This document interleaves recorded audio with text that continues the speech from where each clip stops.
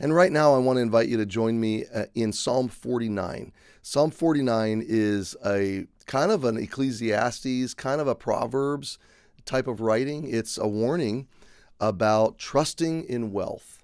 And for the God follower, it's a call to reckon with temporal realities. And, I was thinking as the intro was rolling, the most brilliant thing you can do, in fact, the psalmist says in the beginning of the psalm, wisdom and understanding, the most brilliant thing you can do is build your life on things that last forever and live your life for purposes and values that last forever. So what lasts forever? Human souls. Human souls. So you could give your life to wealth and money and material things, and they're just going to corrupt and corrupt you. They just decay. You buy a perfect, beautiful new car and it decays. You buy a perfect, beautiful new home and it decays. You build lots of wealth and its value decays. Money is worth less over time. So you just have to keep getting more and more and more and replacing it with more and more and more. And you build this trust, this vicious cycle of dependence on temporary things that keeps letting you down. And all the while, you're ignoring eternal things. You're ignoring valuable things.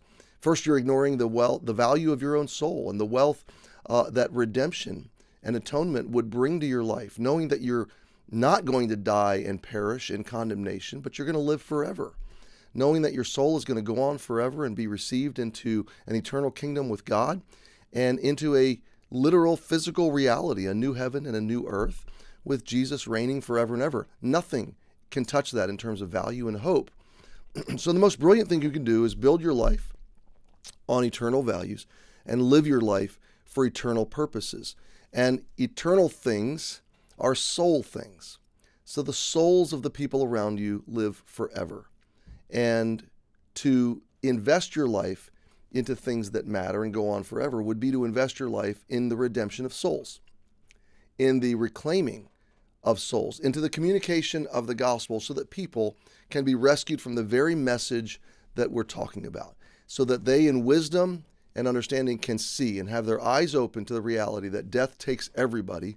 And once death takes everybody, there is no possibility of redemption, and wealth perishes, and material things are of absolutely no value in that moment. That's really how the psalmist has set this up, okay? They that trust in their wealth boast of riches. None of them can redeem his brother. None of them can ransom his own soul. For redemption is absolutely precious. It's beyond value, and it ceaseth forever. At the point of death, there is no possibility of redemption. Verse 10 says, wise men die, foolish people die, strong people die, everybody dies and leaves their wealth to others, and yet their inward idea, verse 11, is that they're going to continue forever, and their wealth and material things are going to secure them forever. But no, verse 12, really they're just like the animals who really can't calculate wealth and build up material possessions and portfolios. They just live and die, and so do men, even men that live in high honor with immense power and immense riches. They die just like animals. That's where we left it off yesterday. So we pick it up today in verse 12. It seems so dark, but it's not, my friend. It's really just brilliant because it's saying, reckon with ultimate realities so that you don't waste your life. And so in the end, you don't lose it all. Everything's going to be lost, but your soul doesn't have to be. Okay, that's where this psalm leads us. Verse 13, this, their way, is folly. So he's really bringing it down to the ultimate conclusion. Ultimate wisdom, ultimate understanding is folly. The word is to be foolish or stupid. Okay, so why is this so powerful? This is an evangelistic psalm, and this is also a sanctifying psalm. This is a psalm that can bring you to the point where you know you need salvation through Jesus. But it's also a psalm, if you are already saved, that can jolt you into an awakening, revived state. It can bring you back to a wisdom living on mission with God, living in priorities with God, letting God be God in your life. And this verse 13, this is a preacher just nailing it, okay? And God using his word to nail us to the wall. This, their way, is folly. it's just stupid, he's saying. Now, this isn't me talking. This is God's word, okay? I'm not saying you're stupid, but we all can play stupid. We can all be stupid. And he's saying this way of living, that you just chase money, chase material things, build it up to yourself, pretend you're going to live forever, and never really reckon with eternal realities, never really reckon and come face to face with what drives you at your deepest core with fear and anxiety, that life is short and material things cannot redeem you and ransom you. They have no eternal value. Going this way through life is stupid. So the psalmist at the beginning says, I'm going to tell you something wise. I'm going to give you understanding. You don't have to be stupid. Okay. If I were preparing a message on this whole psalm, which it makes me want to now, I would call it something like, don't be stupid. You don't have to live the stupid life. You don't have to live a life of folly, of foolishness. This their way is their folly. Yet their posterity approve their sayings. Selah. Posterity, those that come afterward, those that grow up. So one generation to the next, we just continue the narrative. We just approve the sayings. We just buy in to the generational lie. Why? Because we're looking at the wealth that's being passed forward to us. We're looking at the material or the achievement that's being handed forward to us. And it is just one stupid generation after another stupid generation. Don't you love how God in gentle love, is so confrontationally honest? He just forces us to reckon with the truth. So this their way is their folly, and yet their posterity approve their sayings. Selah. Look where we go in verse 14.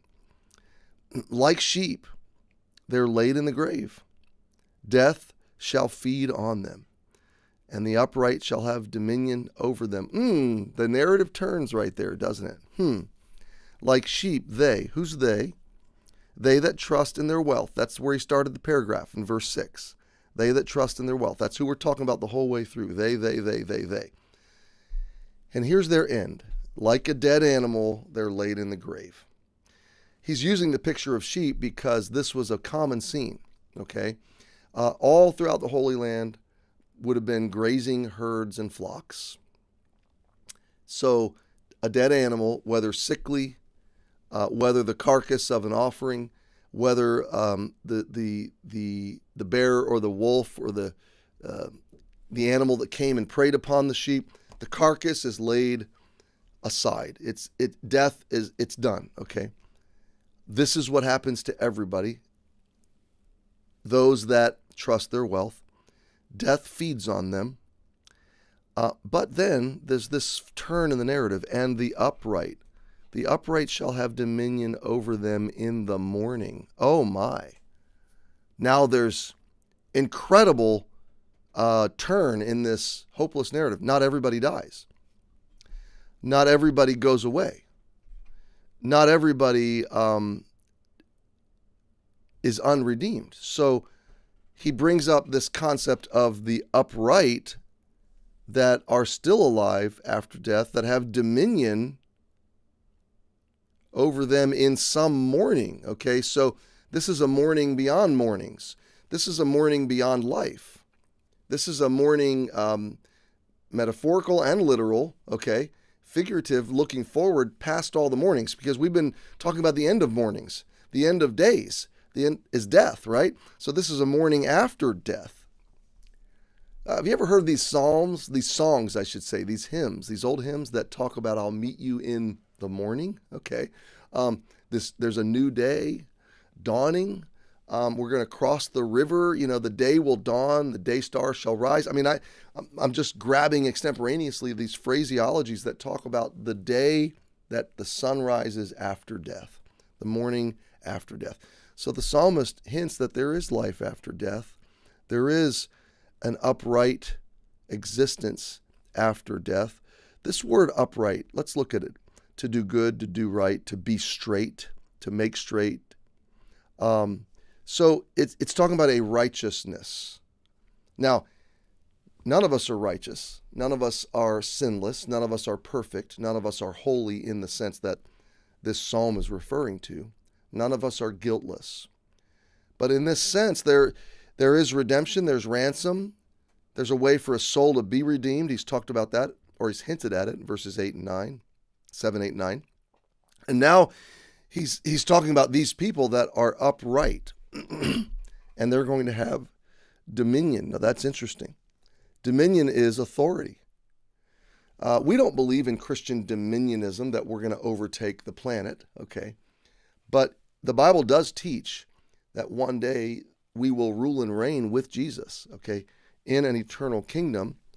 Those that have died in sin will still be dead in sin and condemned in sin, but those that have been redeemed or ransomed will be ruling and reigning. They will have this thing called dominion in the morning, and their beauty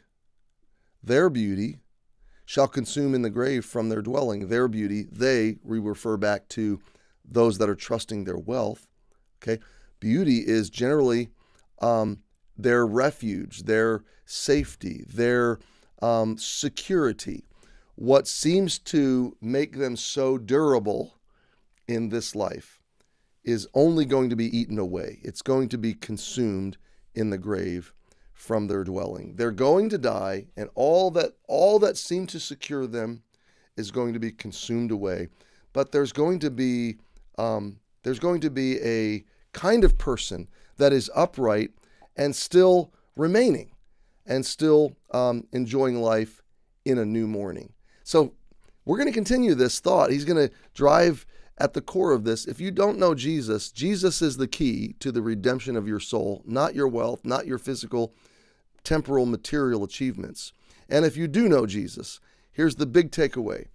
Make sure your core trust and your whole life and all of your values are driving at that which is forever. Live your life for things that matter forever. Most importantly, the souls of others and their redemption. We'll park it here. Have a great weekend. We'll pick it up Monday, moving forward into verse 15. Have a great weekend.